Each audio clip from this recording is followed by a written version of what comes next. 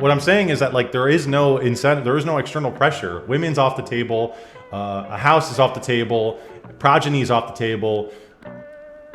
The middle class guy is cucked. He's cucked. You're a fucking sucker, dude. You should just be a bum and live off of the government's dime or live at home. Rather than even why even try? She's going back to find whoever was railing her in college and settle down with him and kind of redistribute your assets there. And oh yeah, you can't see your kids anymore. The curtain is not there. The curtain is pulled back. We're not idiots. There's been a massive trend of young guys not entering the labor force. They're not getting jobs. They're not getting internships. They're just kind of chilling. And a lot of old heads just cannot like possibly comprehend why young guys would not want to start producing capital and saving for, a 4-bedroom house. It's the completely reasonable price of $8 million today. And I think the main problem is just the incentive structure. Our grandparents, our dad's generation, they kind of had this like... I haven't watched this, but I'm assuming he's going to say, yeah, I mean, obviously you just talked about the incentive structure. What's in it for men? What's in it for us if we go out there and work 40 hours a week, busting our ass for some, soulless corporation? Well, people would do that back in the day, but there would be all these kind of entailments that went along with it. You would have, a house that you're potentially paying off. You would have a wife, maybe kids, maybe, retirement. You'd get pension. Like, how many jobs nowadays offer pension? Like, none. So I think this is the route he's going to go down, where a lot of the incentives just aren't there anymore. Unspoken agreement with society, where if they worked hard, they got a job, they kind of put the grind in, they would probably be able to find a good wife that will stay with them, that will not rip them to shreds in the divorce courts and take their kids and half their assets. And they would also have a company that would kind of stick with them through the ups and downs. They would be able to have a secure job. And they didn't really have all the competition we have today with illegal immigrants, with mass legal immigration of all these people from India and China, these highly skilled, like the cream of the crop from other countries are now. Exactly, because you're not just a guy in your area that has the skills that you need to work at a local business. Now you're competing with this man, this fine gentleman from India, right? And he might have several degrees that totally outshine you, and the job he might even be working might not even be that skilled. He might just say, hey, this is better than what I was dealing with back at home. If he's on the lower end of the caste, right, the caste system, he might say, hey, America, this is better regardless if I'm making only $18 an hour. But local, the local residents, they're really going to sacrifice, they're going to really suffer for that, because why would they hire you when they can hire this guy who's totally overqualified for this job? Coming to America and stealing a lot of the highly intensive IQ jobs, big law, tech, medicine. There's no sort of home court advantage for the American young guy anymore. If you're like an American white young guy, kind of like me, I have a lot of things going for me, but even in my position, there are still a lot of things that are kind of slanted against me, where our dad's generation, like granddad's generation, they kind of had privilege. Like white privilege was definitely a thing back then. Nowadays, you have to work even harder than minorities. You have to say that you're some sort of trans Native American descendant or something like that to get into a top university, to get into these top jobs. And it just doesn't really make sense to grind so freaking hard as a young guy when you don't feel like you're going to be able to get a girlfriend or have a successful marriage or have a company that will stay loyal to you. You're always dispensable. We've seen these layoffs, just like a light switch with these companies. It seems like and what's out there? What's in it for me? Everybody's always asking that. What's in it for me? And I love how he keeps putting the guy gaming, right? Because in some sense, the virtual world of video games is offering you more of an incentive to work hard than anything in the real world. What's the point? What's the point of doing any of this stuff? And a good point I was thinking of is that women also, it's another aspect to this, is the dating market, is that it doesn't really seem like, it seems like the men that a lot of women go after nowadays are not guys who would traditionally be good mates, right? I feel like in the olden times, years ago, you would have to, people would tell guys, you have to have a job, you should have a place to live, you should have your own car, or else girls aren't going to want to date you. I feel like that barrier is it's like even like dumbass criminals get women.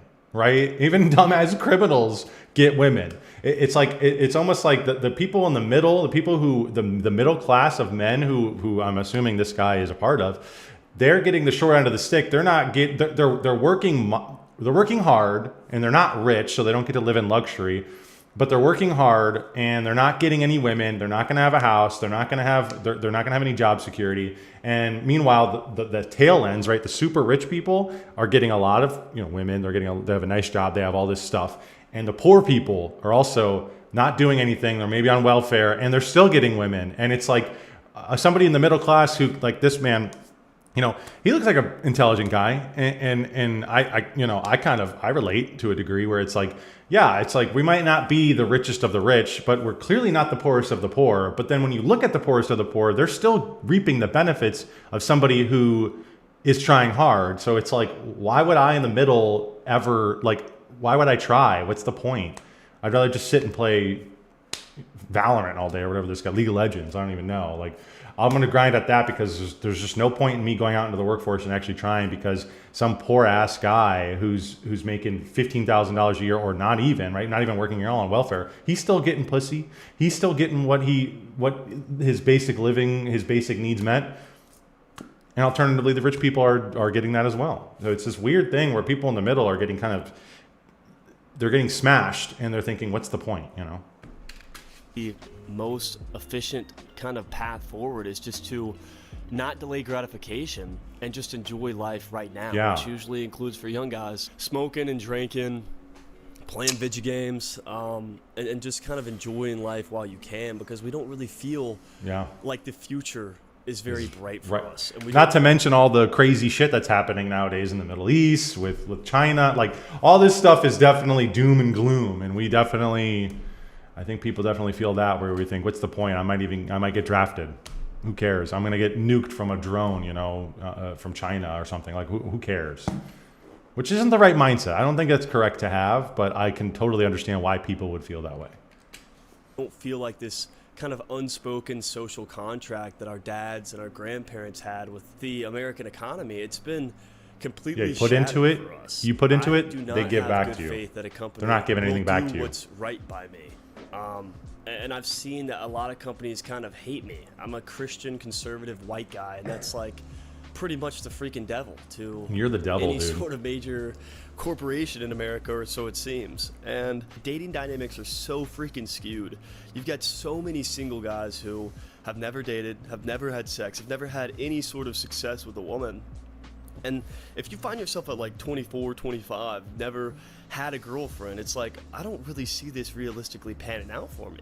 Why am I going to work? I can get a check from the government. I can live at my parents' house. I can kind of lay low and play video games. Just wait it out. I can smoke. I can hang out. That's pretty fun. Like, day to day, that is a pretty fun life. I know a lot of guys, like the self-improvement guys on YouTube, are always like, oh, you're going to get massively depressed and everything. Yeah, long term, it will be terrible for you.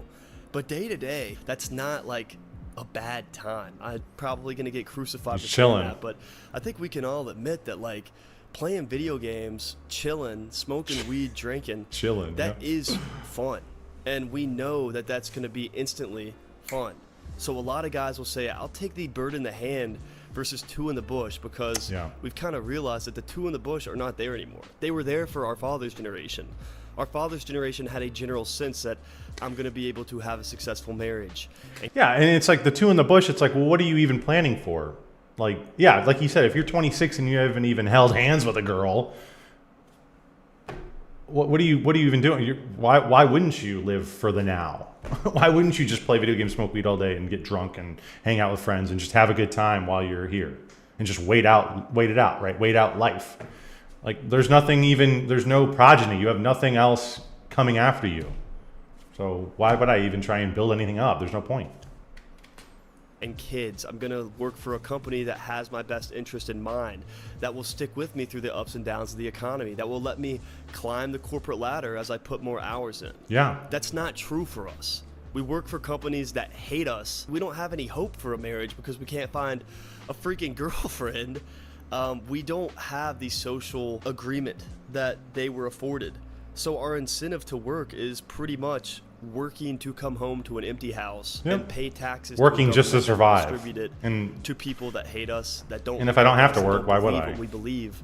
if I can survive Why without would we do working, this? We're pretty much like getting cucked on a lot of levels if you're just grinding away for such little payoff, for such little promise. It just makes more sense for a lot of guys, or at least in their mind, to say, screw it. I'm gonna live off the government. Yep. I'm gonna lay low. I Yep, don't really that's care. exactly what I just said. The middle class guy is cucked. He's cucked. You're a fucking sucker, dude.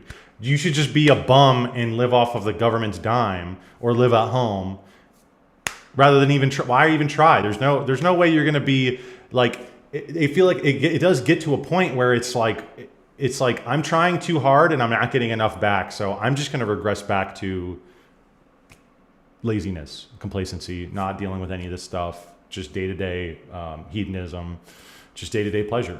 Like, Give a shit what people think about me. I'll enjoy my life while I Yep. can. And I can't really blame a lot of guys for having this opinion and not working, because let me tell you, work freaking sucks. I hate It working. does. I have anxiety. Especially these Sunday night jobs. because I know I got to go talk to Shannon early Monday morning, freaking 55-year-old evil woman that I work with. And it sucks. But I'm doing it because I know I want to own a house one day, if that's possible. And I want to have children, and I want to get married, and I want to build a life where I don't have to be like dependent on other people. I want to be kind of like a self-made man.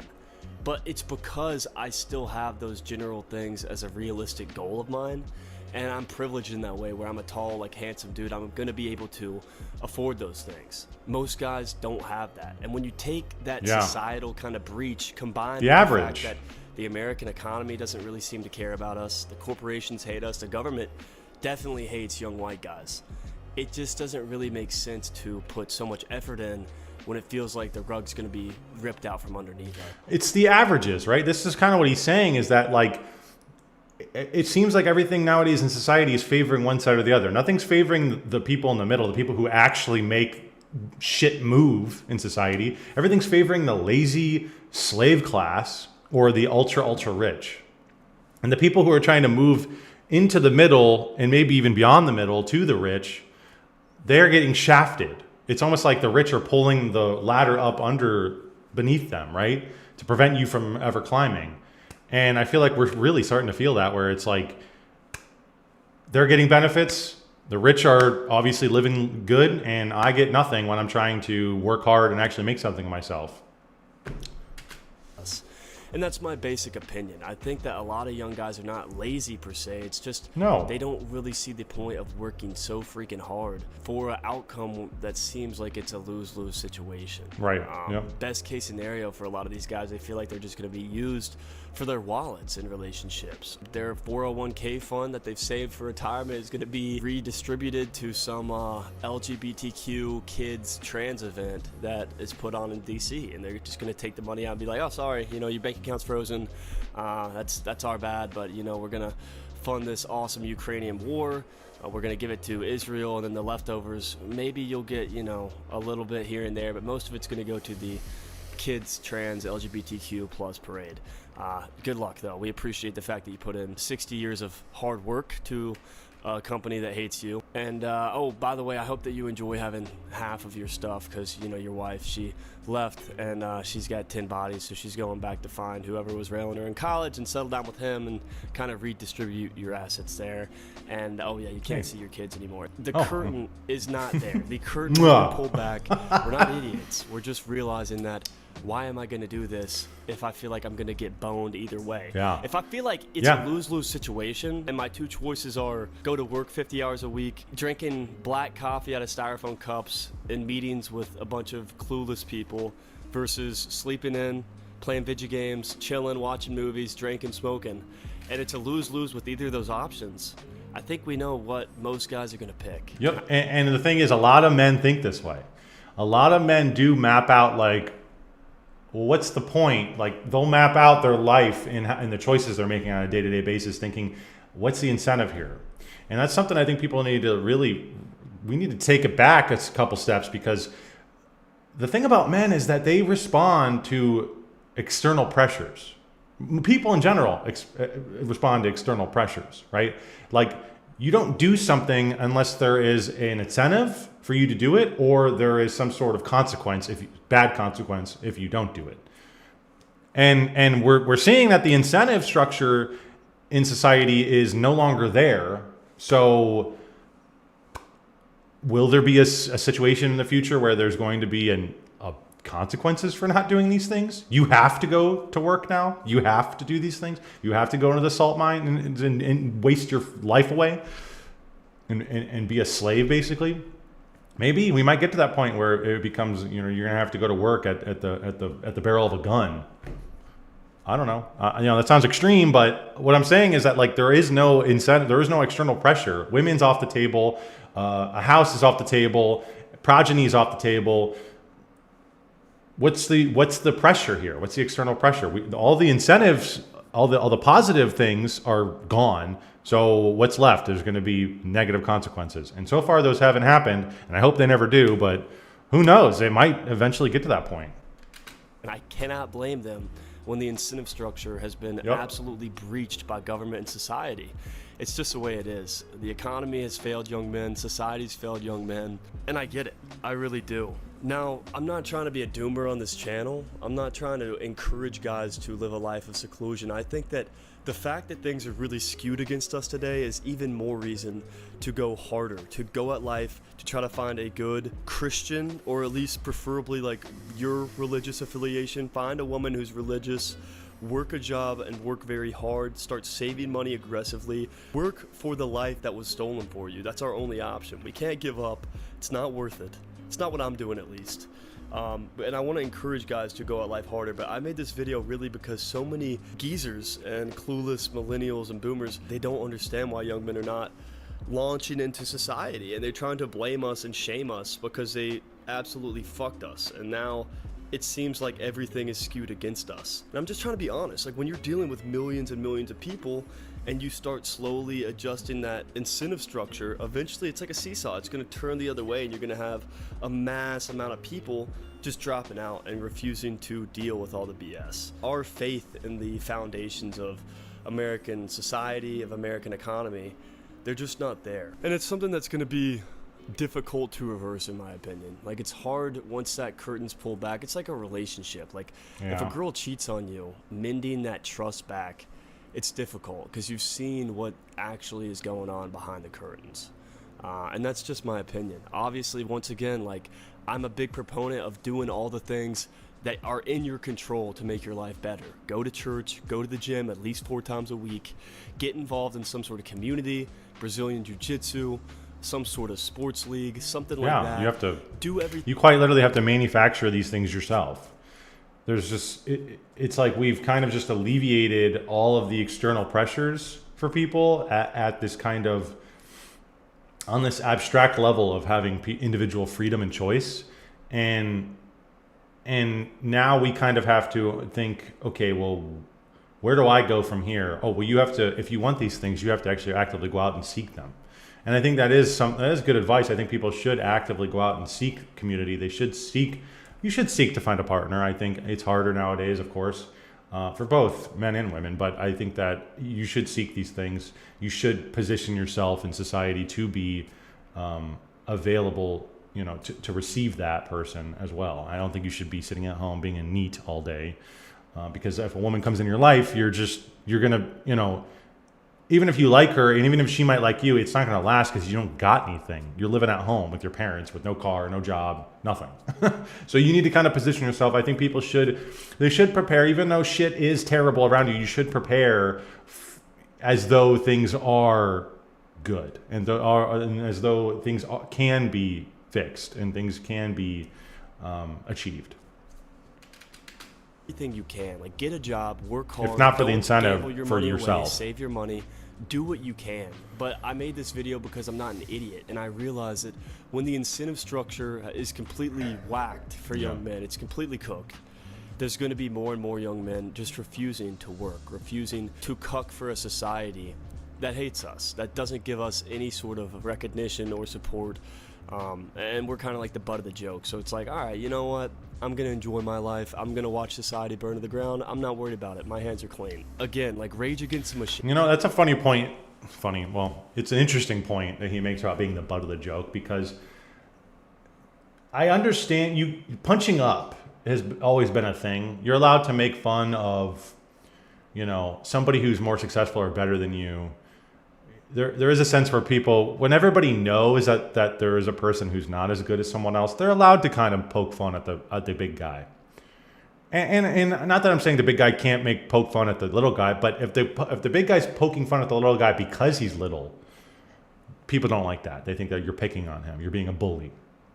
But there is this weird, sick inversion nowadays where the little guy is punching up a little bit, and he's been allowed to make fun of the big guy so long that it's flipped, and now the big guy is actually being the footstool of the little guy.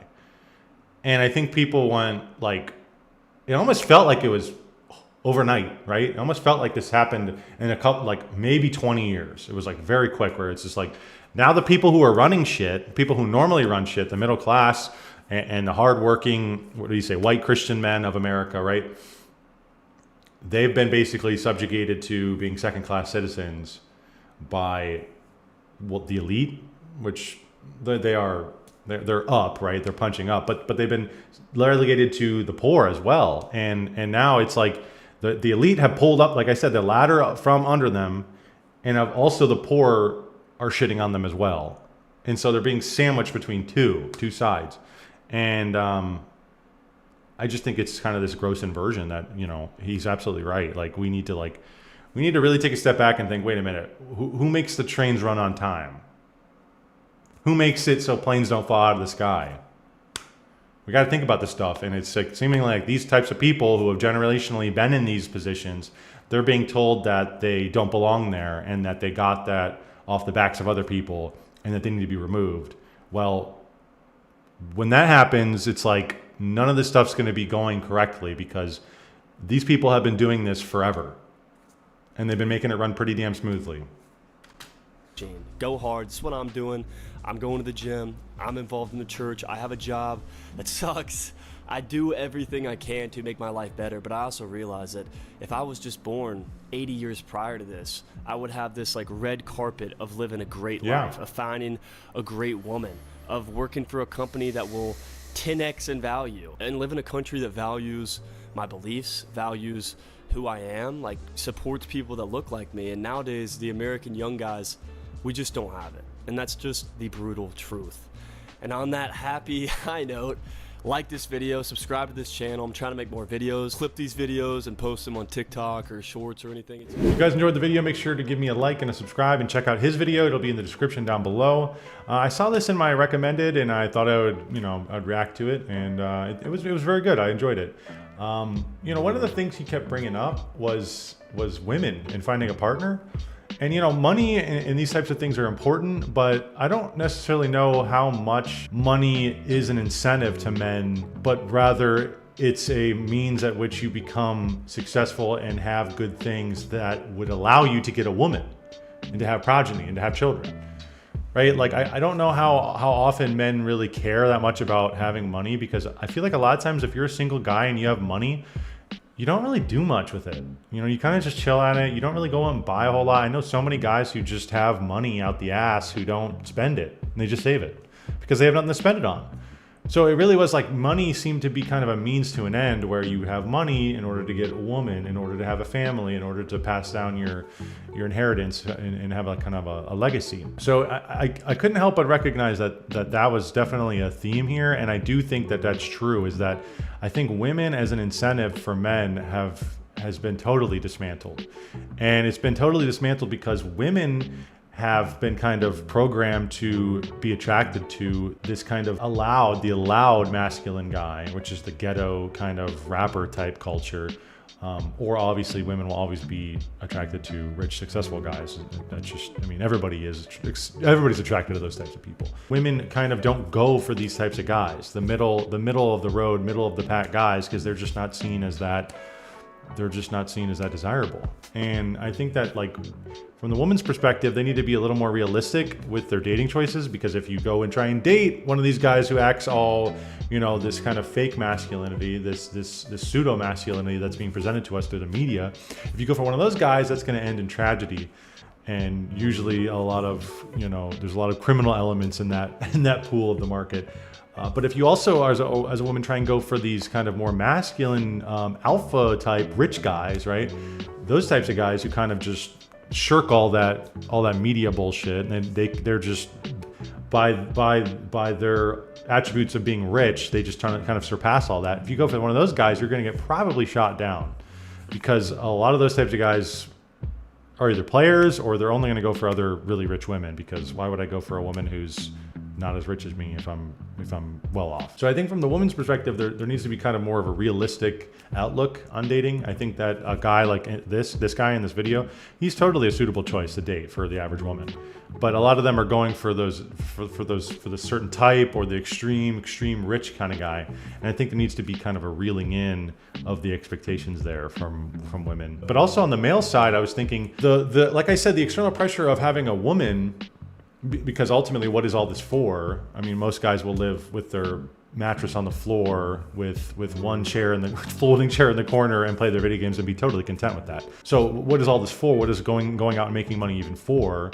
Well, it's for having a woman and having children. But one of the things that's an issue with men is that we have sex on demand through porn, through the internet. So anytime I feel the need to want to see a naked woman, I can just instantly Google boobs, and it's right there. So there's what's the point of even, why would I go out and why would I go work 40 hours a week and try and make money to try and get a woman, because the incentive to want to have sex, right? Why would I do that when I can just get on Google and instantly see a naked woman in 5 seconds? It kind of breeds this complacency in men, I think. And I think that we have to kind of resist that urge of that immediate gratification, because I think ultimately a lot of this stuff is very detrimental to society and detrimental to people and our souls, right?